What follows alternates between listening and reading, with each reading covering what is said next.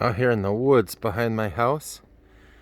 I figured I would just make a quick video off the cuff, wing it without any notes, but you can see it's starting to get the spring leaves and flowers starting to come out on all the trees here. We got some big dead trees. I'm actually standing on a big dead tree. And so maybe just give you some quick DBQ tips for writing the DBQ. And guys, some DBQ tips could be, for starters, now the prompt is going to come from between periods 3 and 7, not periods 1 and 2, not periods 8 and 9, but from 3 to 7.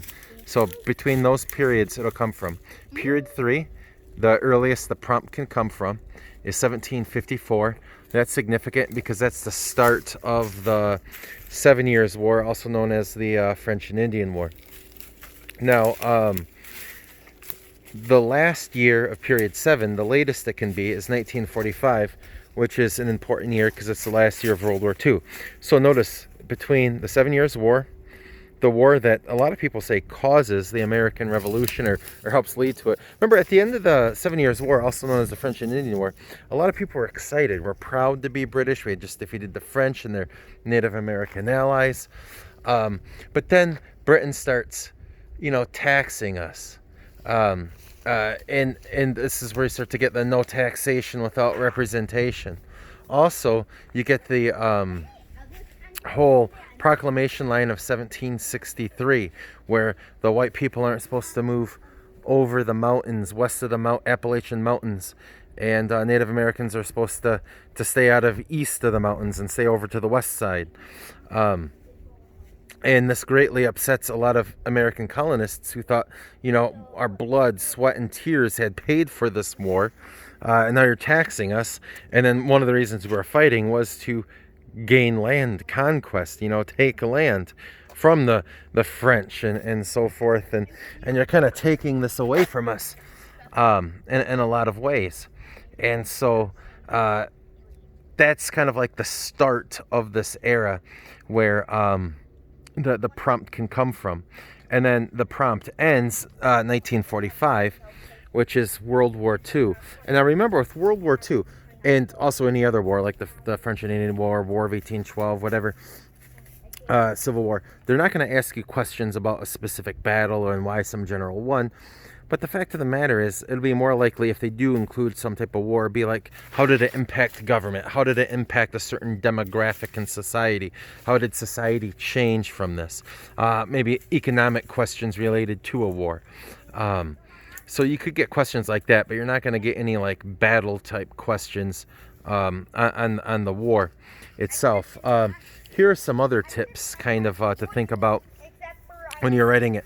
Now, the prompt is from periods 3 to 7, but you're not necessarily limited to periods 3 to 7 for writing the DBQ, because think about this.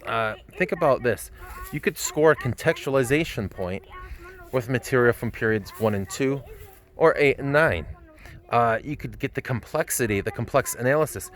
There's a whole list of ways you can score the complex analysis point. And one of the ways you can score the complex analysis point is by kind of comparing it, very similar to contextualization, but kind of like comparing it within themes within or across time periods. And so in theory, you could do that. And the honest truth is, you're not limited to U.S. history per se with contextualization or the complex analysis. If hypothetically you can find a similar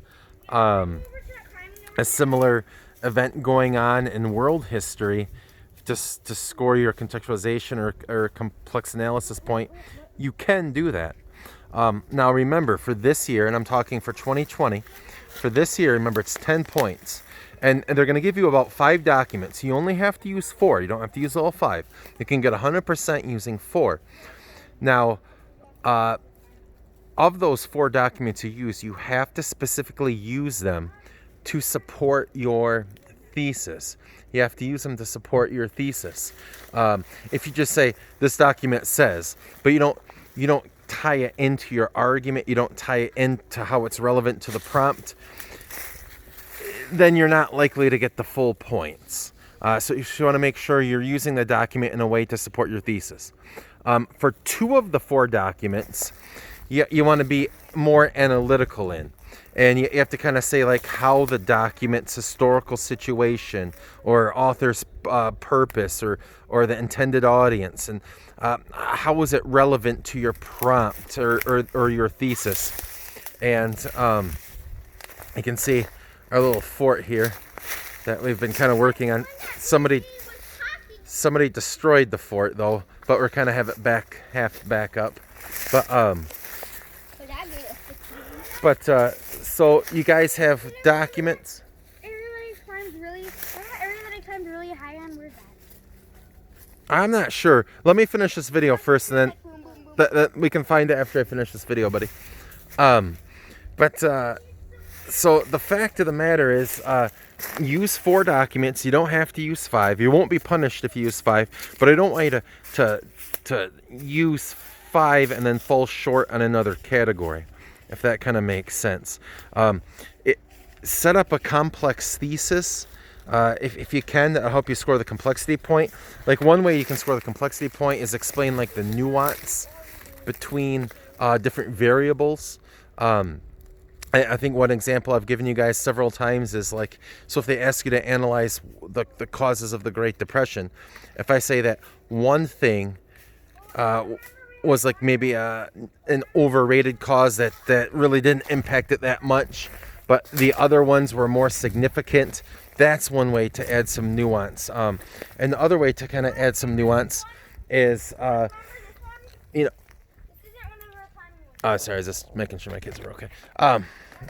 And another way to score the complex point is you could maybe add like a little bit of like a cause and effect. If it's asking about the causes of the Depression, answer the causes and spend most of the paper talking about the causes. But if you had like a little snippet in your thesis and then like a small paragraph or at the end explaining maybe the ramifications, that's one way you can score that complexity point. And so guys, just believe in yourselves, work hard, do some practice DBQs. I'll give you some feedback, and let's see if I can think of any other tips off the top of my head. Contextualization, let's see, we've talked about that. But all right, buddy. Guys, just keep preparing, keep practicing. And when you're doing your documents, it's okay to be obvious, to say like, the intended audience of this document was blah blah blah. But don't just say the intended audience of this document were the readers of the newspaper because it's a newspaper document. Let's say it's the Liberator, right? This famous abolitionist newspaper in antebellum America. And so careful, buddy. And so you have this Liberator. So don't just say, oh, it's the people who read the Liberator. Say, the intended audience is primarily a northern audience who might be sympathetic to abolitionist causes, and perhaps people they might be able to woo over to abolitionist beliefs as well. So you wouldn't just say that, because I see a lot of kids writing their practice DBQs and they'll be like, the intended audience of this document are the people who read this newspaper. So don't do that. Be like, the intended audience are abolitionists who are typically in the North, overwhelmingly in the North, and perhaps they're trying to persuade a few other middle-of-the-road Northerners, moderates, to join on to these anti-slavery causes, to be persuasive to them. And so that would be a better way to answer that. I've seen a lot of kids just say, like, the intended audience is whoever's reading the newspaper. Don't do that. Be a little bit more specific and use specifics. And don't forget, you have to use 2, not 1. Most years it's 1, but this year it's 2 outside the documents piece of information. Here's a good tip right here. A lot of kids will throw in stuff, but it's kind of like trivial, and it's not necessarily that related to the prompt, at least not directly or specifically related to the prompt. And some kids outside the information will be not even specifically or directly related to the thesis. Try to get outside information that supports your thesis or is directly relevant to the prompt. So be very, very careful to make sure that your outside the information supports your thesis. Try to use it in a way. No, you don't have to write a whole paragraph on it, but you have some outside information. Just a sentence or two that you use it to support your thesis, your argument, what you're arguing in this thing. If you guys have questions, send me questions. Your exam's this Friday. Best of luck, guys. Stay positive, but I better go watch my kids and keep them content. Have a good day, guys.